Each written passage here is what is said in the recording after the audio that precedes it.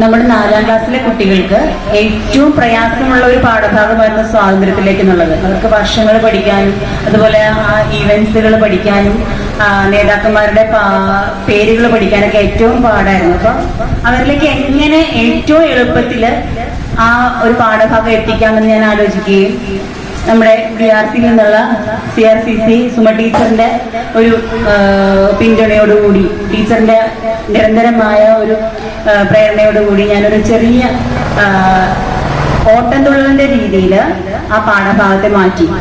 അത് ഞാൻ നിങ്ങൾക്ക് വേണ്ടിയിട്ടൊന്ന് ചൊല്ലാം. 1950 നമ്മുടെ ഗാന്ധിജി ഫോറിൻ ഷിപ്പിൽ ഇന്ത്യയിലെത്തി. എന്തിന് സത്യാഗ്രഹവും സമരവുമായി നമ്മുടെ ഇന്ത്യക്ക് സ്വാതന്ത്ര്യം നേടാൻ. ചമ്പാരൻ, ഖേദ, അഹമ്മദാബാദ്, തുണിമുൽ സമരം എല്ലാം വിജയം. 1917, 1918 വർഷങ്ങളിലായി ഇവ ഒന്നും നടന്നു.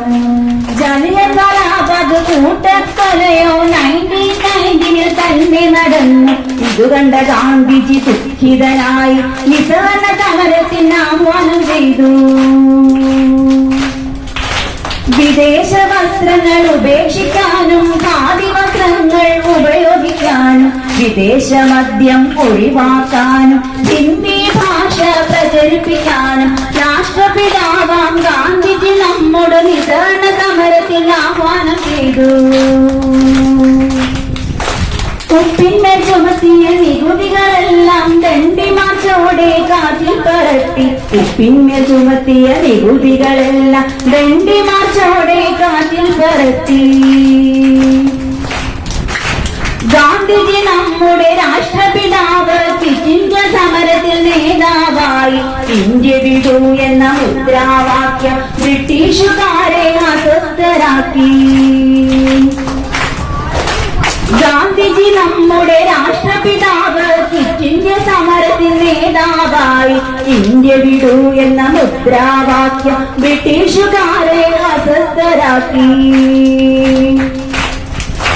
ജവഹർലാൽ നെഹ്റു, പട്ടേൽ, തിലക്, നിരവധി നേതാക്കൾ വേറെയുമുണ്ട്.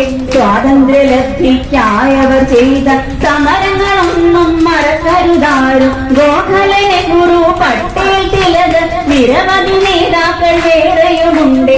സ്വാതന്ത്ര്യലബ്ധിക്കായവർ ചെയ്ത സമരങ്ങളൊന്നും മറക്കരുതാരും. ഇതാണ് ആ കവിത.